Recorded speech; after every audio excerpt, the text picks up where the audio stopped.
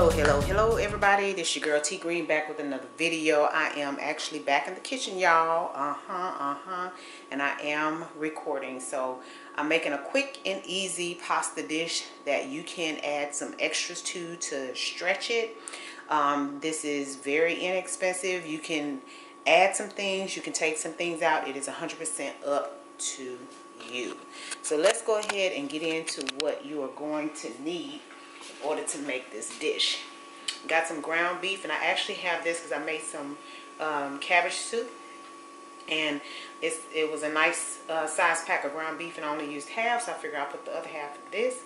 You got some taco seasoning, you have some white mushrooms, some Alfredo sauce, bow tie pasta, a whole onion, which I'll probably only be using like a quarter of it, and some minced garlic. I am going to be adding some shredded cheese in at the very last moment, and you'll see that in the video. So let's go ahead and get started.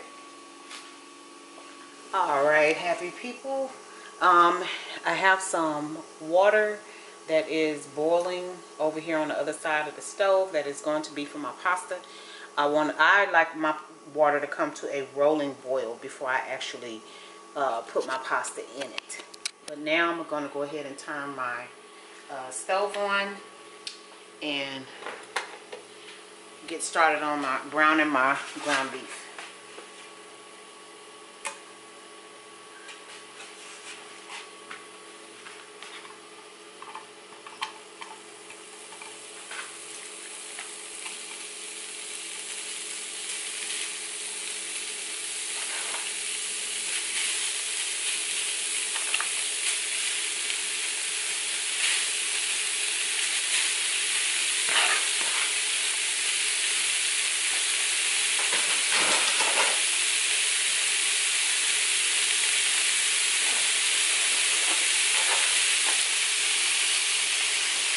Time to put the pasta in.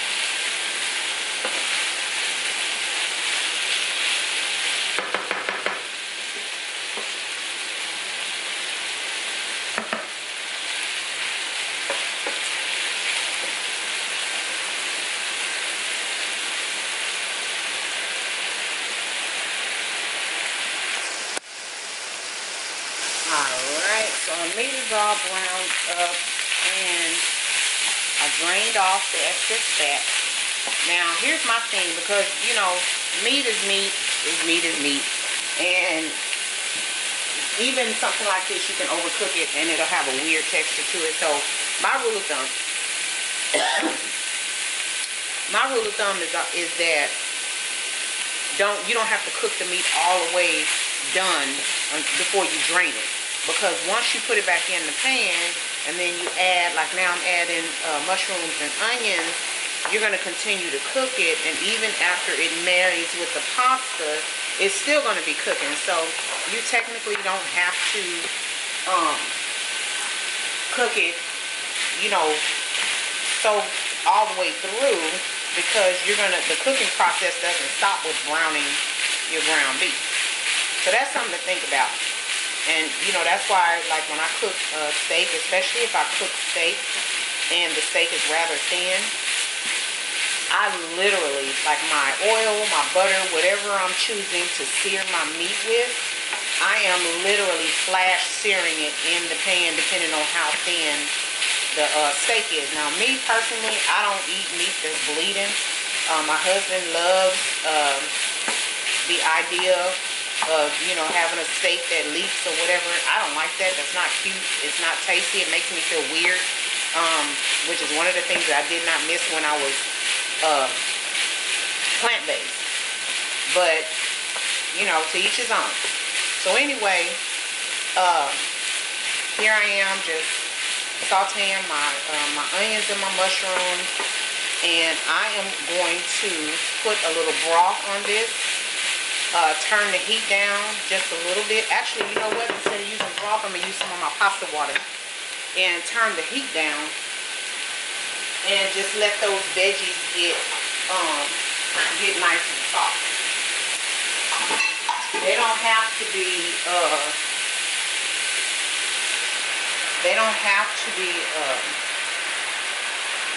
like all the way soft, but I don't want vegetables that are, I love raw vegetables, but I don't want vegetables that are firm. I want vegetables that are nice and tender because I'm cooking a pasta dish. So I did use maybe just a tad bit less than a quarter of the onion. I used a nice big handful of mushrooms. And now what I'm going to do is I'm not going to put a top on it, but I am going to just kind of let it go for a little bit. And we'll be right back. Alright, y'all. So now I am back and my pasta is done. My family likes garlic, so I'm going to go ahead at this stage and add in my garlic. And one of the reasons is because since this is a liquid and it's not like going to burn or anything, it'll actually kind of help bring out the flavors of the garlic as it kind of steams a little bit. Because that's what the pasta water did to the vegetables. It steamed it. So I'm going to bring my pasta over here and I'm going to go ahead and add everything to the same pot as the pasta. The pasta's been washed. It's been drained and then put back in the same pot. So again, the meat and the pasta is continuing to cook. So now what I'm going to go ahead and do is I'm going to add in my, if you can see that, my Alfredo sauce, if it'll ever, and I don't believe that I really should be adding the whole jar because I don't want it to be soupy. So I'm going to add a little bit as I go.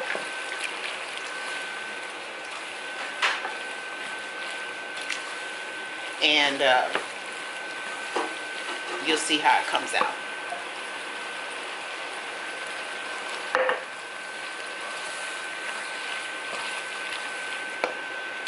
Turning the heat off because I really don't need it anymore. And it does look like, because I have the pasta, quite a bit of pasta, I'm going to go ahead and add this whole can, the whole jar. And I think I might need to even add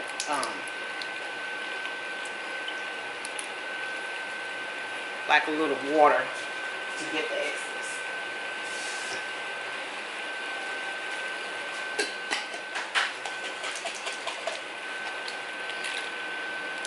So we got that.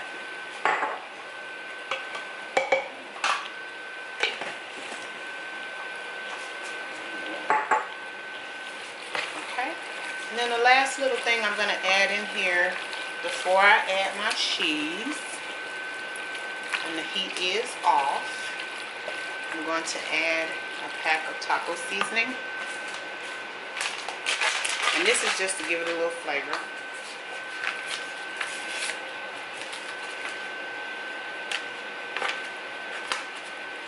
And sometimes I like to add, if I'm adding, you know, taco seasoning, I like to add like a, maybe a quarter of a teaspoon of red pepper flakes. I'm like, what am I trying to say? It's not coming out. Red pepper flakes. So I know some of y'all probably thinking taco seasoning, Alfredo sauce. Alfredo sauce is just cheese sauce. That's all it is. And it's just cheese sauce. And if you eat cheese on your tacos and burritos and any kind of other Mexican food, then it's not really strange when you think about it.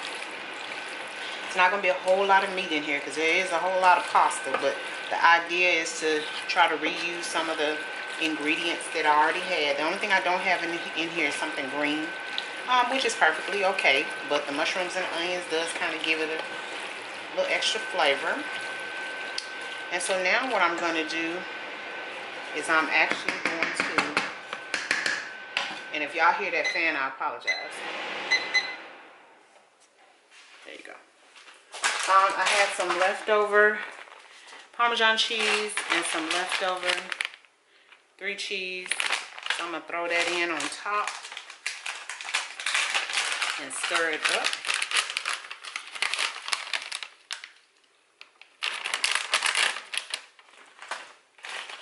And that'll make it, because the Alfredo sauce is, even though it's a cheese sauce, it's not really like cheesy, like gooey cheesy.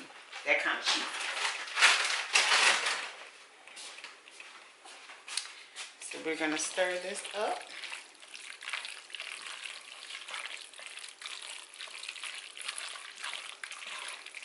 And there you have it.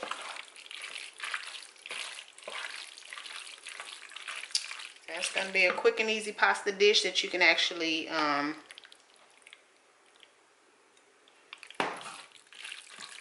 feed your family. And again, you can always make it stretch by adding different things. Maybe you're a person who likes broccoli or asparagus or something like that. You can add in any kind of vegetables that you want to kind of beef it up a little bit, make it stretch. If you have a large family, there's only 4 of us. We're all adults, but 2 of us don't eat like a whole lot of food. But you know, this is definitely plenty, and it's gonna last a few days. And I still have cabbage soup that I made last night that we can eat off of. But anyway, thank y'all so much for joining me. I hope y'all like this video.